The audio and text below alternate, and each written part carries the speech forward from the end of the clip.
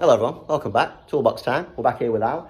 2 sessions ago, I introduced everyone to your new driver. In today's session, we're going to have his first proper look at it. We've got GC quad set up. We're going to see what's going off. We noticed on course, strikes were a little high and it were a little bit slicey, if anything. Yes. So let's get on top of that today. We'll mess around with T-height, stuff like that, and let's see if we can just get it going. Yeah. Sounds good? Right. Beautiful. Let's get into it.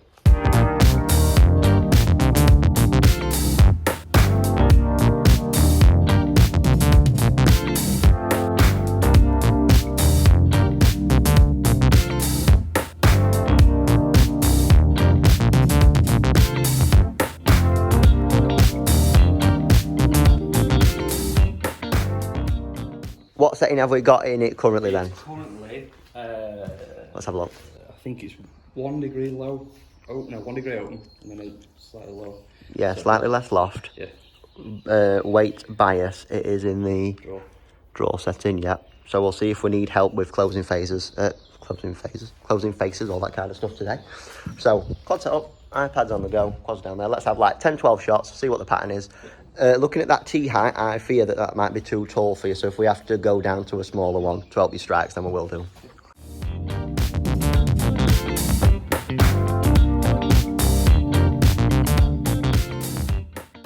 Right, come have a look at this. So, pattern emerging, we're seeing out of them last 5 shots, 4 heel strikes, which was quite concerning. Let's have a look at what else we've got going off. So, club path on the whole is not a million miles away. You're averaging out at 1 degree left. We did have a crazy one that was 6 degree right. But it was. Way better, way better.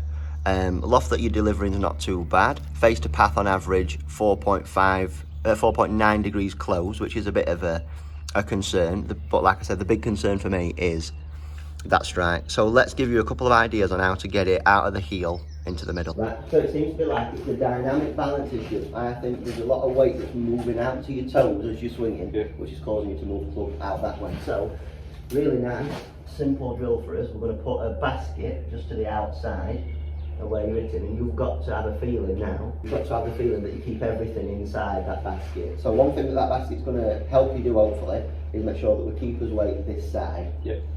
Instead of racing out and going this way, because obviously as soon as you move your weight out to your toes in your swing, you're going to be crashing into that. Now, I'll just do one, see if it's not too penal.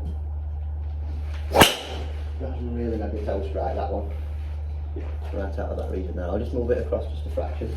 So that's it. So if you felt like there is a wall here, as you're swinging, I want you to feel as though you stay behind this wall and you don't rush into it, yeah?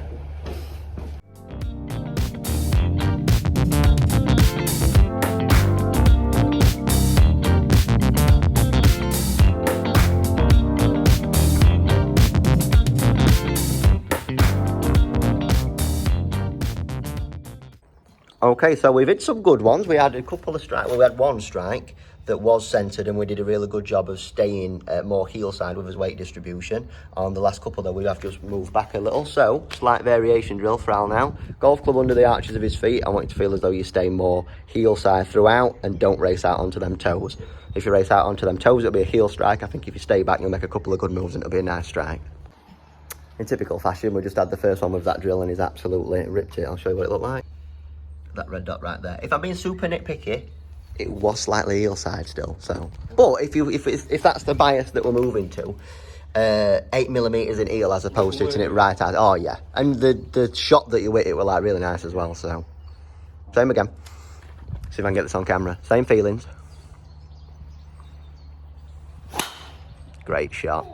Good, mate. I'm much preferring that you're falling over to that side as opposed to into it. And that one was a toe strike. One thing that's happened, I don't know if this is a direct cause of changing that weight transfer feeling, but club faces have settled down. So at last couple, you've hit like little pulley draws, if anything, haven't you? Instead of the big. I think it's definitely doable. First protocol for us, though, we've got to sort that strike out. And so far, so good.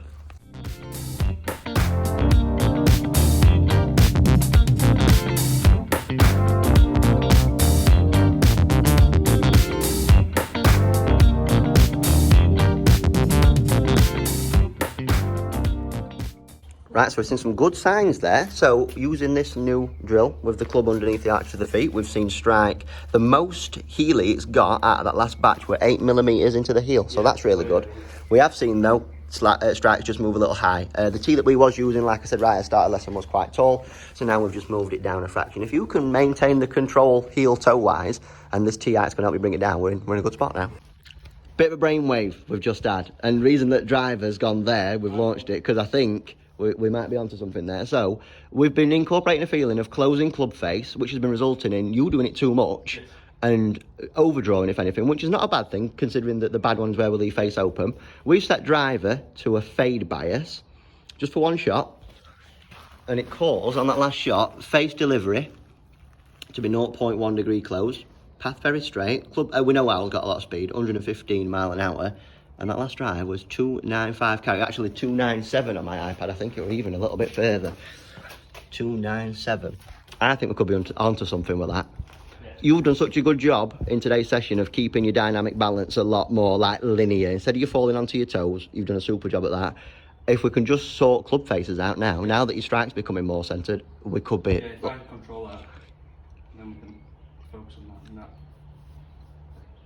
There's something in that, isn't there? I've never seen you hit it 297 dead straight before. No. So knowing that that's in there now, let's find the way between us to do this more often.